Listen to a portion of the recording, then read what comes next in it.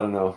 I Who just you saying that you had an uncle living on the back side of the studio? no, he wasn't living there. He just had Yeah, he on has the right, to the right. connecting to that wall that Like Dennis was to the left, was and over here. his Dennis was uncle. over here, and on the other side was my uncle. Dude, I did not even know that. Yeah, he had a storage space there, and he had like car chassis and fucking weird furniture from the 70s. I mean, it was just weird, dude. Oh, I could go on for a long time about how strange that is, but he would be over there and fucking pounding on the wall on his side. Never once came over and fucking said, "Hey man, hey you guys, I love. It's cool that you want to rock, but could you just fucking turn it down to 9.5, please?" No, not once. So I'm like, you know what? Fuck you. And just crank it as loud. It always made me laugh and shit, and the drums would be pounding and shit. I was like, yes, fuck I always this. thought I just thought it was Dennis. So, Yeah. No, he you was. know. Dennis was on the one side when you'd come in originally, on in the front there, and yeah, my fucking screw loose Bruce was on the backside. Fucking All right. hilarious. Can I give some Dennis tributes? Sure, of All course. right.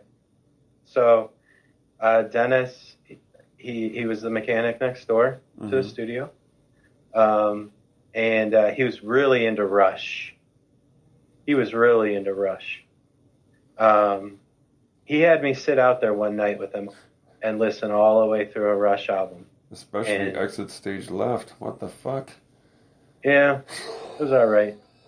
And then one night I was sitting in the kitchen and you know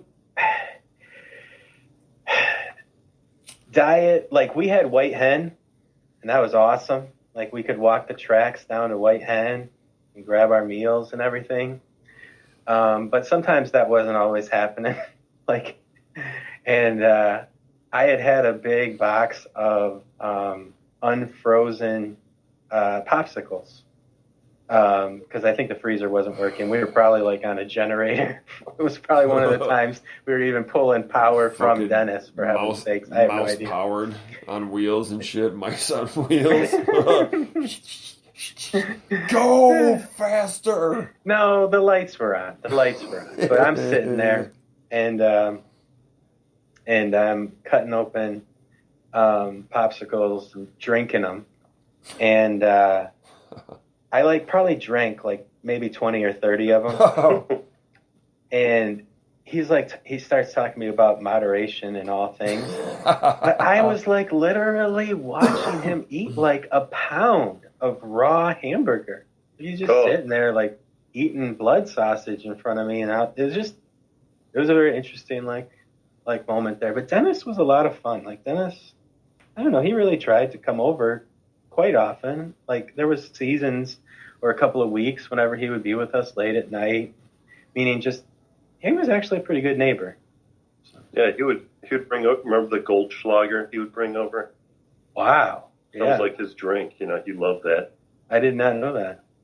Oh yeah, Yeah. yeah. He loved like the gold flakes in it. He just thought it was, and you could light it on fire. That was like his go-to drink. He's like, yeah, let's do a shot.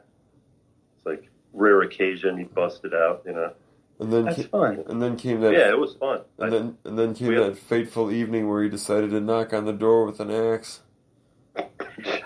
Yeah. Yes. I mean, I'm not like trying to like run away from that for sure.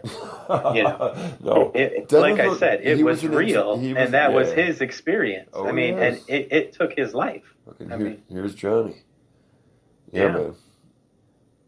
Yeah. yeah, yeah. He was going through some hard times. I, it's even difficult to talk about because healing is so important for people and families, but he ended it in a very sad and tragic way for his family. Yeah. And we were right there. The only blessing for myself, I mean, and is there any to be worried about or sought after whenever such tragedy strikes other people? But I happened to be in Chicago because I had already gotten really into electronic music and was down there for the rave and club scene on the weekends and just experiencing the studio on weeknights, you know? So I was not there, but when I came back, I don't know. That one really shook George. I don't know if he felt responsible, but it sure felt that way. Meaning not that he was responsible, but just like that he hadn't lended a hand or been a brother or heard that call or whatever. I think he really took it on himself because he was so close and accessible with Dennis. Mm-hmm. We sat on a railroad track, and you know how he was. He was always half naked. I mean, and he was just hanging on me, crying. He felt so responsible. It was crazy. But he was living that vivid, you know? He was living that vivid. Oh, yeah. It wasn't long after that we both started working at the Italian restaurant. I got the job first, and then he came and like just showed me up in every way, made me look like a little baby, you know?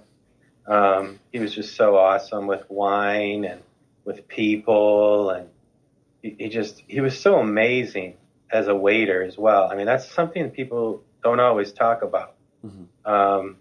He was an amazing waiter.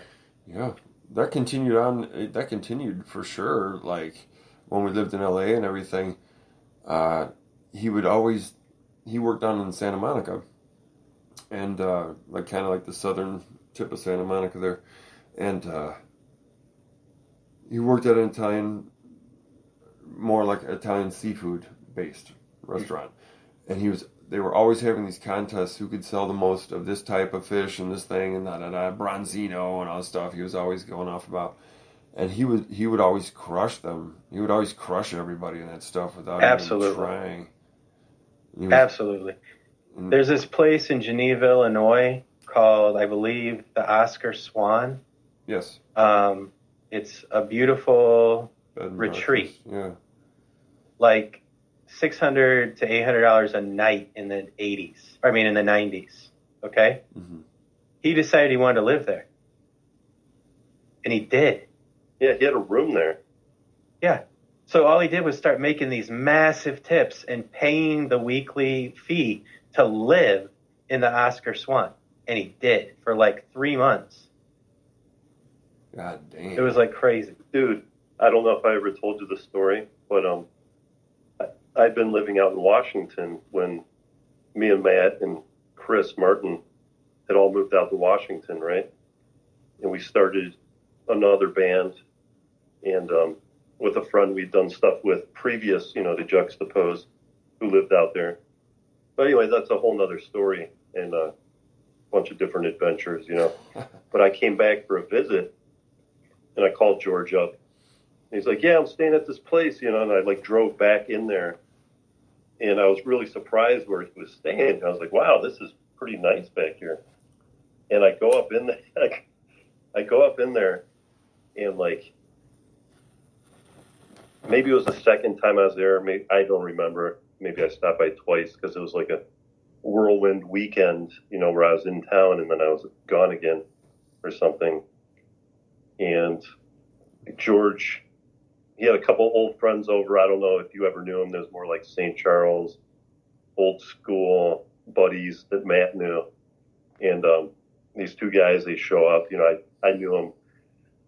I partied with them a couple times, so I knew who they were. And this guy, Mike Lapris, and I think it was Doug. It was Lapris and Doug or something. Yeah. And they show up, and we're up in George's room at Oscar Swan, and fucking Mike busts out a freebase pipe. Oh yeah. And he like it. I was never really into that, and they offered me a head. I'm like, no, I'm good, because just wasn't my thing. And anyways, Mike takes a big old rip off this little steamroller, right? And there's like a sprinkler above him, right? And he blows the hit out directly on the sprinkler. And it fucking sets off the sprinklers and the fire alarm in the Geneva or St. Charles Fire Department, because it was right on the border there. They show up and they're like, hey, where's the fire? You know, and there's like 3 or 4 firemen like come in through the front door, and they're like walking upstairs. They're looking around, and Mike is just like paralyzed with fear because he's such a dumbass. It's like I watched him do it. I just watched him blow it, and the thing went off. I was like, oh my god! I was like, you fucking idiot, you know? It's like, Yeah.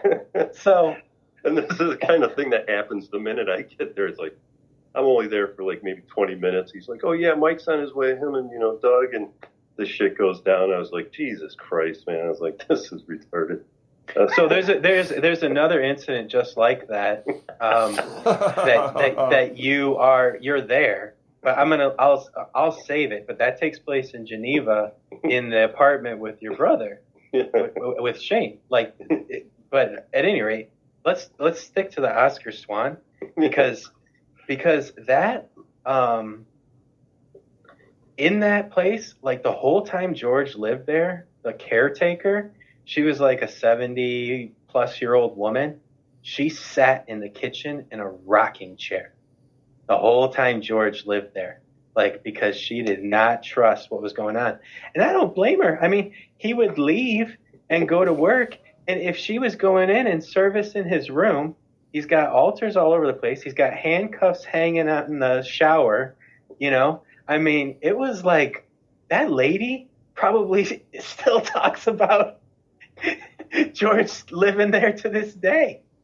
The time she like survived the Satanists or something like that. Would you believe that bastard little Satanist son of a bitch? I knew it. Yeah, and the cops are I like, saw the handcuffs. Or, I mean, the fire department, the firemen are like, was there any smoke? Does anybody know what happened? No, he's like shaking her head. No, I have no idea what happened. She's like, Satan is up in that room and he did it. Yeah, and probably said. So they leave, and then there's like back to normal. They're like, hey, you know, that was kind of a bad idea. But anyways, we're going out to a casino. Like, we're going to a casino in Joliet. They're like, you want to go with? And I had to catch a plane back to Seattle like in the morning. Fuck like, to the no. Hell to the no. I was like, I'm good, man. That's great seeing you, but I got to go. This is just going to be trouble. And George, of course, accepted your reasoning immediately. It didn't take 3 or 4 times saying no, did it? Yeah. Well, he did say, oh, really, man? You know, he's like, I wanted to see you. Strong arm. He's like, we'll get you back in time, man, for your flight. Yeah. I was like, fuck no. Fucking like,